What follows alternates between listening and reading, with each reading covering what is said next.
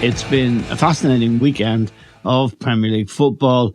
The biggest match for years, really. This was billed as that was the Manchester City-Liverpool game, a point behind Liverpool with better goal difference. Going to Manchester City, I thought they'd win, but then I'm a little bit biased.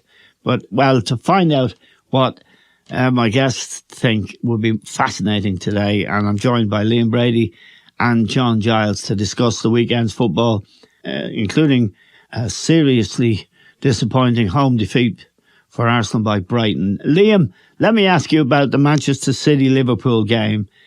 What did you make of it, and where did it work for City and maybe not work for Liverpool? Well, first of all, Eamon, I would say that a draw was a fair result. It was a compelling game, you know, the intensity of it, how competitive it was. Yeah. Obviously, what was at stake made that happen. But I couldn't help thinking it wasn't a quality game that people on the television were making it out to be. Absolutely. I think John and I both agree with you because we spoke yesterday, particularly Roy Keane, like a half time. Yeah, well, it's you know Micah Richards and you know Gary Neville and you know Jamie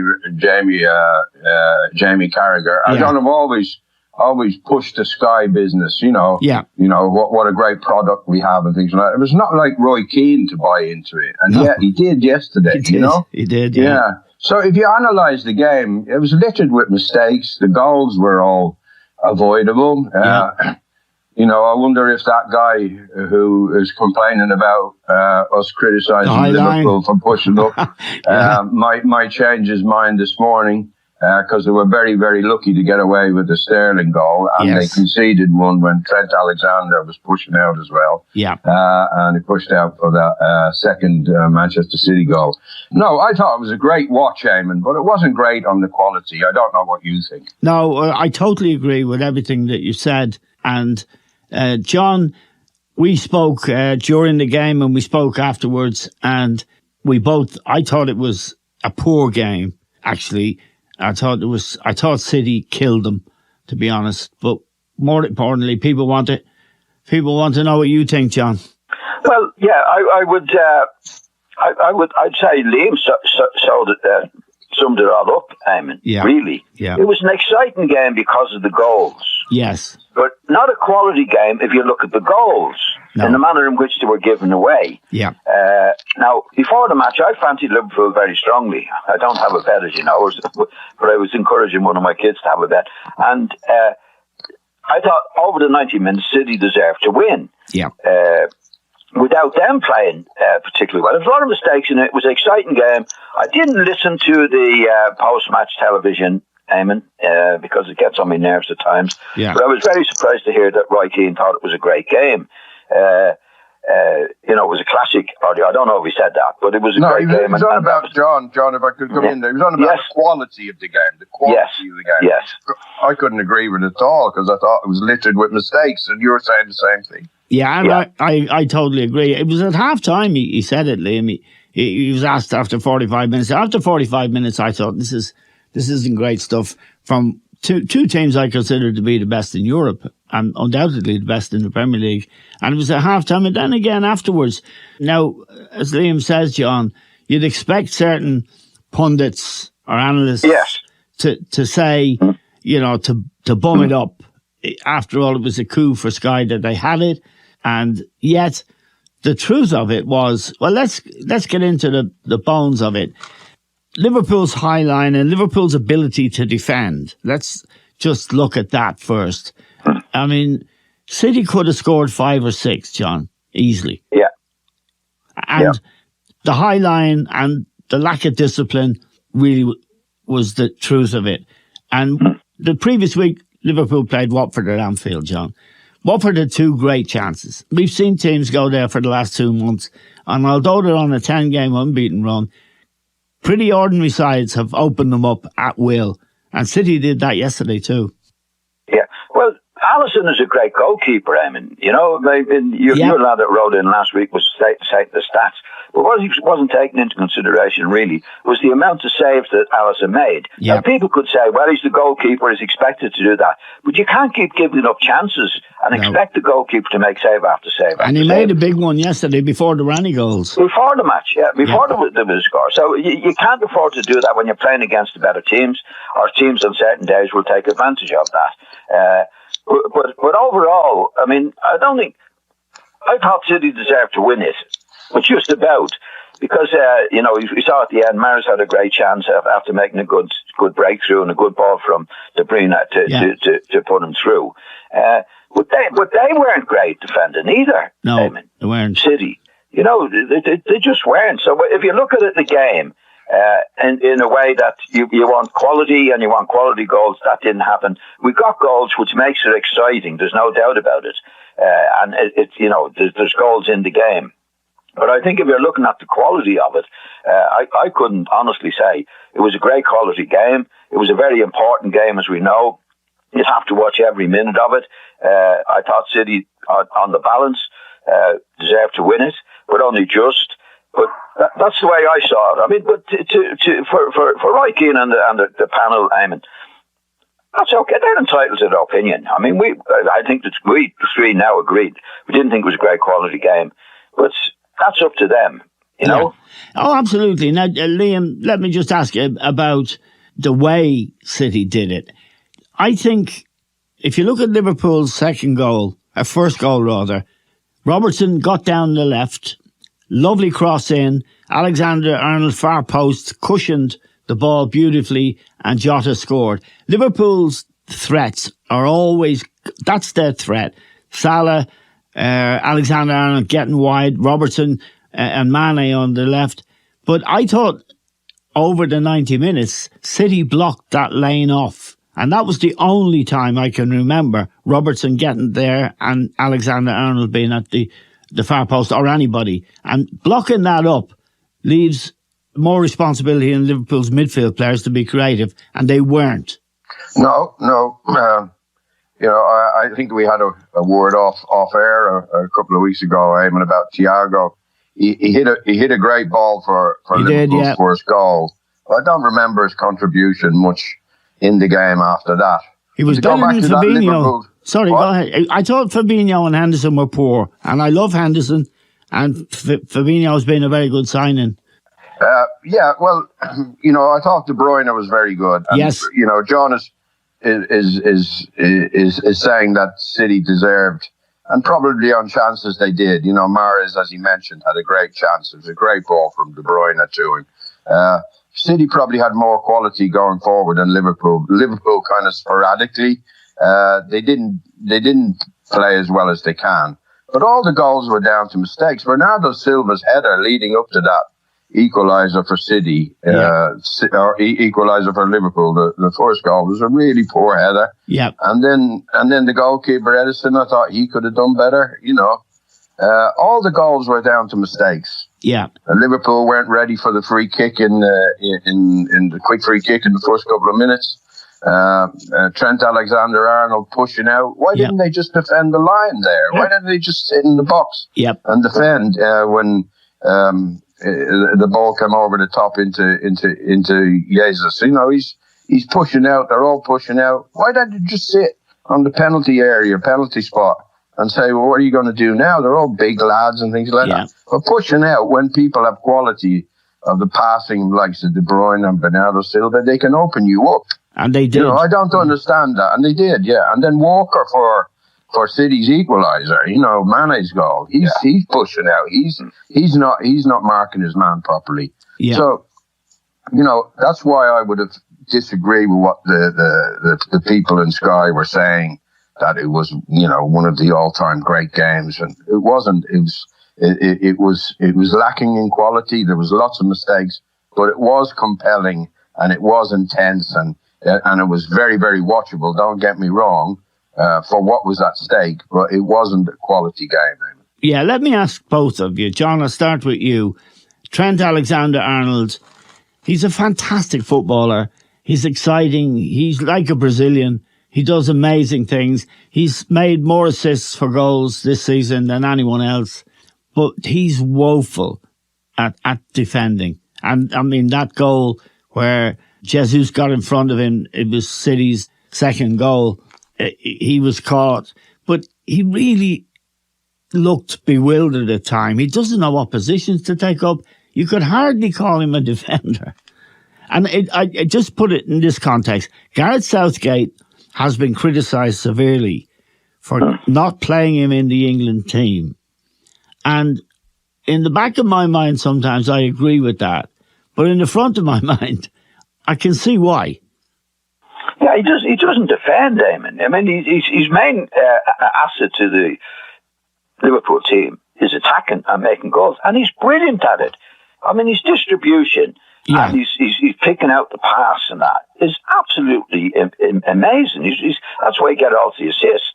Now, you'd have to look at Klopp and say, well, what do I do with this fella? Because does he help him to defend, or can he defend? I haven't seen. I think I agree with Liam, and I think you agree with it. He's anytime there's a Liverpool goal, given a goal against, he's involved in it. Yeah. And particularly, as you mentioned, on the free kick. I mean, when Yazoo made the run, he's no intentions of going with him, Eamon.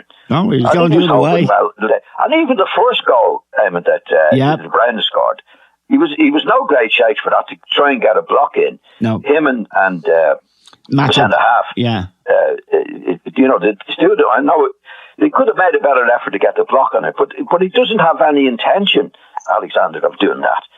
But you have to look at it. You have to look at his stats if you're the Liverpool manager. Look at all he produces going forward.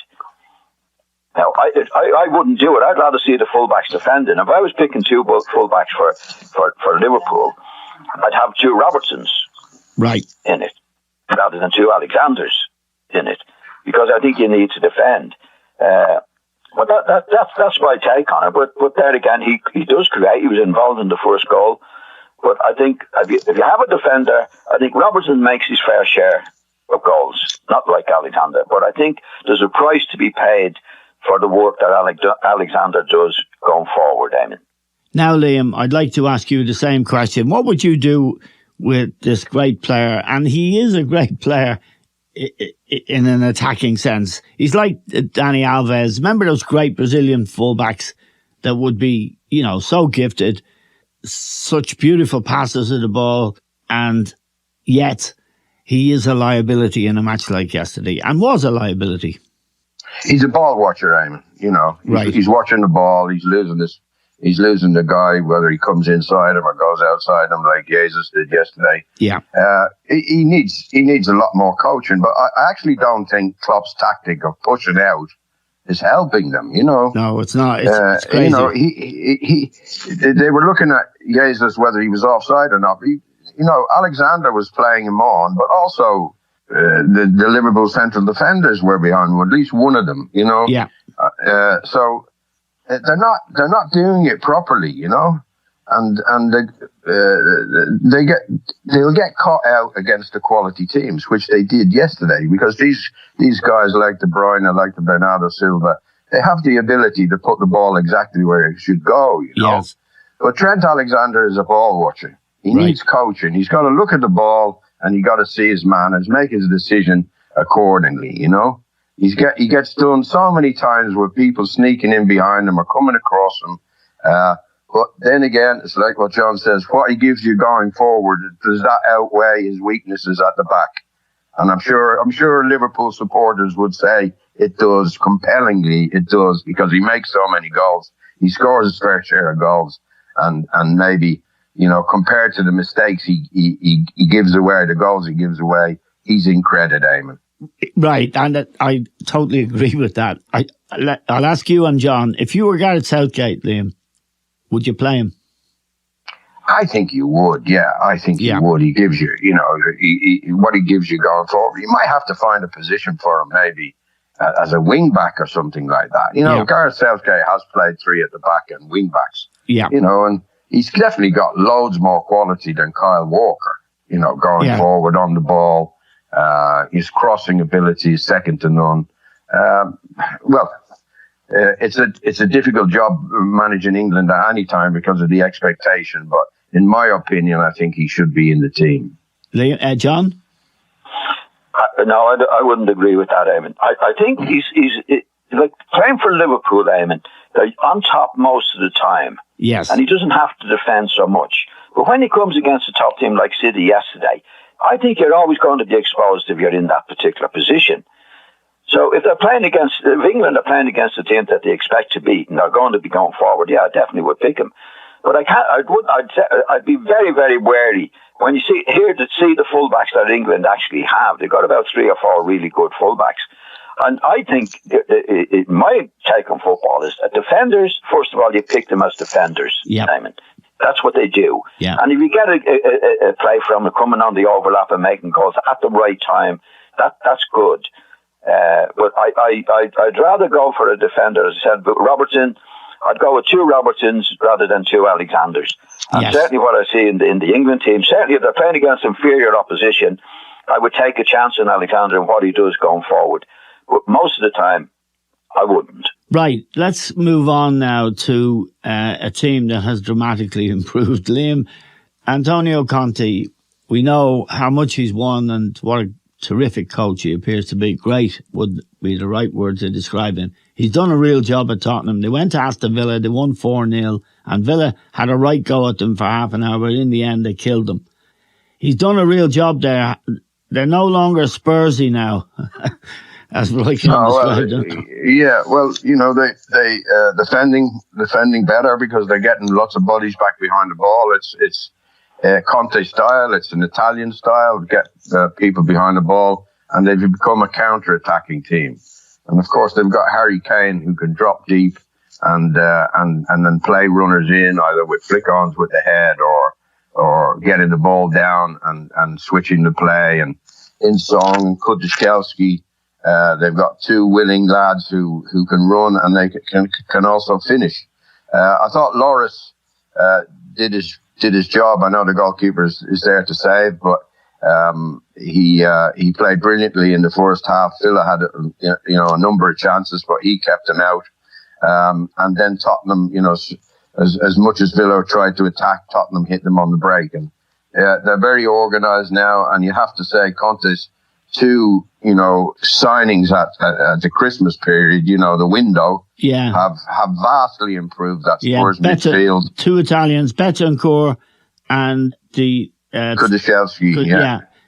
They were very good signings. There's something about Italian players, Liam. They all seem educated, if you know what I mean. Well, these are not Italian players, Eamon. They come from Italy, but they're not Italian players. No, but they've been. One's a Swede. Yeah, they've been in, and then he knows the kind of player he wants.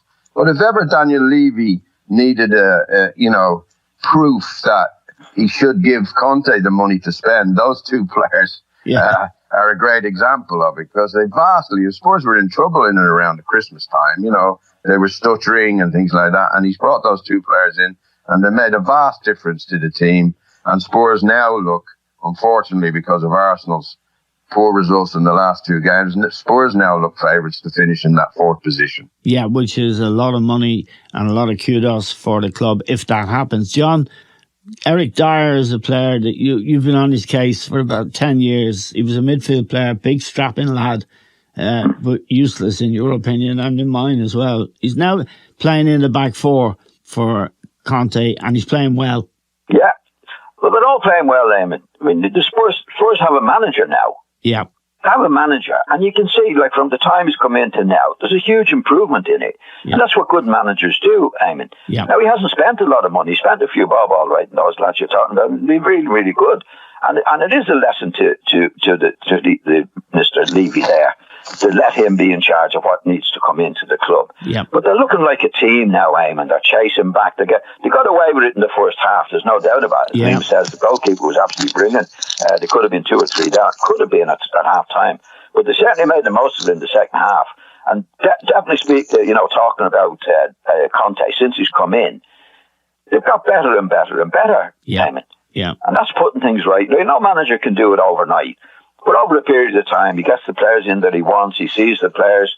He knows now who he wants, who's the best team. And that's what managers do. And you can see it on the field. Yeah. And we can see it in a big way now with Spurs. They're looking like a team now. And they are the team. And Harry Kane is playing better than ever. And just the player we really should mention is Son. I mean, he's brilliant. He got a hat-trick on Saturday, but he really is an outstanding player. He's one of the best players in Europe. He's one of the best players in the world, Eamon. Yeah. His attitude alone is unbelievable. And then he has his ability as well. And he has this thing with Kane, that Kane is getting deep with and he's making the runs and he's putting the ball away. It's ideal. And Kane, we've spoken about him a lot. I think he's become world class, Eamon. He's making goals, and it's not stopping him scoring goals. Now, Liam, Harry Kane, you've played with the great players in England. You've played with great players in Italy as well. He's bang up there now, in my opinion, Liam, with the great players we've seen.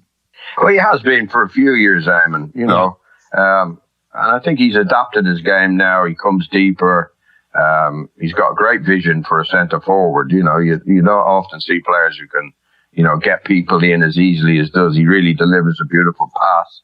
And as John said, he's still contributing with a lot of goals as well for England and for Spurs. He's been a great player for the last 5 or 6 years. Yeah, and a leader, like a real leader through sometimes lean times at that club. Yeah, well, I think the transfer saga did affect him, and it wasn't, he looked at it, he wasn't in love with playing for Spurs anymore. But I think Conte's renewed his enthusiasm for the game again. Yeah, and John, City were reputed to have offered over 100 million for him. If you put him in that Manchester City team now, you really would be sucking diesel, as they say. Yeah. He scored probably at least 30 goals a year, I think, for City, Eamon. Yeah. Now, Liam, Arsenal, they were 2-0 down at one stage, and Odegaard got a goal a minute from the end. But that's a very bad result. And not that Brighton are a bad team, they're not, they're a decent team. But that was a very disappointing result. What was the performance like? Terrible, Eamon. Really, really bad. Lacking any intensity, lacking any quality. The players looked, kind of paralysed. Maybe, I don't know. Maybe the tension of finishing fourth, or the pressure that's on them to finish fourth. And obviously getting well beaten by Crystal Palace on Monday night. Intensified that pressure. Yes. They didn't handle it at all. There were a few players missing. Unfortunately, Tierney's out for till the end of the season, and he's been very, very good lately. Partey's been good lately. He was out. The fullback Tomiyasu, he hasn't played for a while, but his replacement Suarez has been terrible in the last 2 games. Yeah. He was hopeless in the last 2 games. Yeah. He got the run around against Crystal Palace, and he was so poor against Brighton. Brighton deserved to win. It was only the goal in the last couple of minutes by Odegaard, and by the way, it was a huge deflection, so it wasn't a great goal by any means. But the referee then played 5 minutes injury time, and Arsenal really were only at their best in that 6 or 7 minutes prior to the match finishing. Up to then, they were very, very poor. Yeah. And now, they've got to go to Southampton. Their game in hand is away to Chelsea. We saw Chelsea win 6 at the weekend. Yeah. So I think the pendulum swung in the favour of Spurs, Eamon. Yeah, I mean, Arsenal they have a game in hand, which, as you point out, is Chelsea away. They're 3 points behind, but on goal difference, Spurs have it by 10 goals. No, if they can keep, sorry, I'm just finished there. If they can keep up with Spurs over the next, few games, it'll come down to the match at Tottenham's White Hart Lane Stadium, 2 games from the end, like the penultimate match. Yes. Let's hope Arsenal can get there with something on that match. Right. Now, John, we talk about Manchester United. Probably no club has talked about more than Manchester United. And we were talking during the game against Everton. They were terrible. I have to say that. Pogba, again, really, you have to say, a disgrace to the game. He really doesn't try a leg. That's a club now that's only heading in one direction. Would you agree? Yeah, they were terrible, Eamon. You say Pogba stands out as that, but even Fernandes, Eamon, All I could see him doing was moaning with his own players, moaning about the referee, moaning here and there. They were terrible, and Everton are having a bad time, as we know. But Everton, in the end, I mean, they didn't start off very well, but in the end, they deserved to win the game. At least there was a bit of spirit about them, a bit of team spirit, getting stuck in. Yeah, there was nothing with Manchester. The longer the game went on, the worse Manchester United got. Yeah, it's really, really in a mess there, Eamon. You know, and I can't see. Well, that's not going to be cleared up by the end of the season. I don't think Ranjnik is going to be the next manager. We don't know who's going to come in there, but whoever's going to come in there is going to have to do a big job. Liam, if you were Pochettino, who is the man that most people tip to be the next Manchester United manager, and I note in passing that De Gea described their performance as disgraceful. He's their goalkeeper and he's probably their saviour much of the time. If Pochettino was offered that job, Liam, would he be wise to take it or would he be wise to turn it down? Well, it depends on what the strategy of the club is, Eamon, and what his brief is going to be. Certainly, if he's going to have to work with a director of football who's in charge of the signings, or the executives are in charge of the signings at Manchester United, then you would advise him to turn it down. Don't go near it, because that's just going to continue the way it's been going for the last 5 or 6 years. But if he was to get a grip of the club and they were to give him guarantees that he was in control of all the transfer ins and outs and he could make a difference to the team, what he thought needed, well then, you know, it's one of the best jobs in the world, especially, you know, if you can turn it round and get it right, you know. Yeah, well, they're talking about the Ajax coach, Erik ten Hag. Yeah, but that sounds to me that like he's going to be a coach and there's going to be someone in control of the transfers and so forth. Van Gaal, who's been a Manchester United manager, advised Ten Hag to turn it down. He said, it's not a football club, it's a merchandise selling club. Well, I think there's an element of truth in that, you know. Yeah. There is, and that's why these executives are wanting to control the signings and bring in big names that there might be names and they might sell shirts, but they're not what the team needs. So they've got to get away from that, Manchester United, if they're going to return to what they used to be. Yeah, John, this idea that, and it's exposed really, they gave Fernandes a new contract, doubled his wages a couple of weeks ago. That surely would have been a mission for the new coach. But definitely, it's a fait accompli. It shows that's what's been going on there for a few years now. Yeah. I mean, that type of situation, you know, that's why they got Solskjaer in, because the new Solskjaer was never going to object to anything, I mean. Yeah. You know, he's coming from a Mickey Mouse job in Norway, and he's delighted to get the job. He's not going to be saying beforehand, well, look, lads, I need these conditions to do that and the other. And that's what they wanted. Yeah. And it's like, if you look at Spurs, it's the same situation at Spurs, Emmy, until Conte's come in now. And you can see the difference. This fella's in charge of the team. He's got 2 players in there, as you were talking about earlier on, who are really good players. That was his choice. Yeah. Now, if they're going to get a manager in at Manchester United, are they going to give him those conditions? We don't know. But they haven't given it to anybody else since Ferguson was there. So we don't know. And if anybody has any sense, and you talk about this lad from Ajax, I mean, who obviously is a good manager, he won't step into that, in my opinion, or any manager worth his salt won't step into the Manchester United situation unless they get the conditions that they want. So if you were advising Pochettino, who I know you have an admiration for, John, you'd say stay away from it. No, I would talk to them, Eamon. I would advise Pochettino to talk to them and say, these are the conditions I want. Are you prepared to give me these conditions? Yeah. And if they said yes, definitely we'll do that, then say, okay, I'll take the job. If they say no, this is what we want to do. We want to be in charge of the players. We're going to get a director of football who's going to be in charge of the players.